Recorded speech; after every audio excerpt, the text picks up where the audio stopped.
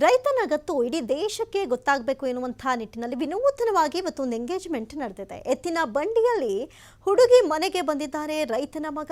ನಿಶ್ಚಿತಾರ್ಥ ಮಾಡಿಕೊಂಡು ಮಾದರಿಯಾಗಿದ್ದಾರೆ ಈ ಯುವಕ.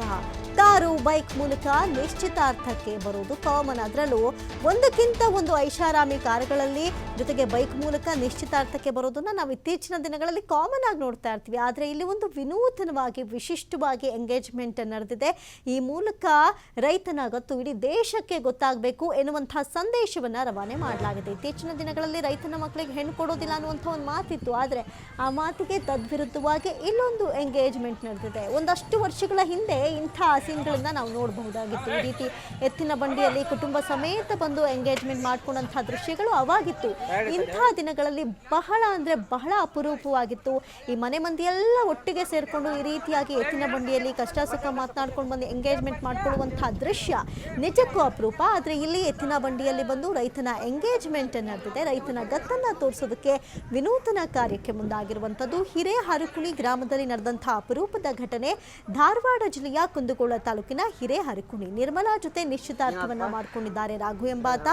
ಎತ್ತು ಚಕ್ಕಡಿಗಳನ್ನ ಶೃಂಗಾರ ಮಾಡ್ಕೊಂಡು ಹೋಗಿ ನಿಶ್ಚಿತಾರ್ಥವನ್ನ ಮಾಡಿಕೊಳ್ಳಲಾಗಿದೆ.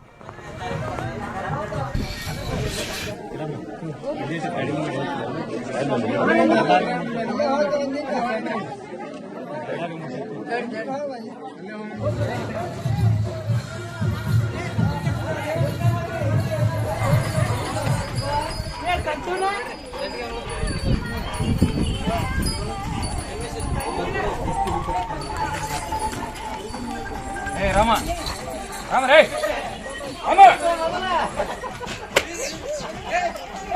ತಡಿ ತಡಿ ಹೈ ಯಾಕದು ಹೋಗಮ್ಮ ಓಯ್ ಹಳೆ ಹಾಕದವ ಸ್ವಲ್ಪ ಕಡೆ ಲೇ ವೀರಣ್ಣ ಪರಿಚಯ ಕಸ ಲೇ ಪರಿಚಯ ಲೇ ಚಕಡೆ ಲೇ ಮುಂದೆ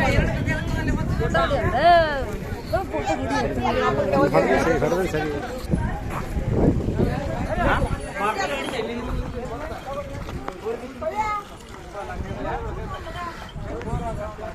ಏನಾದಪ್ಪ ರಾವಾಗನ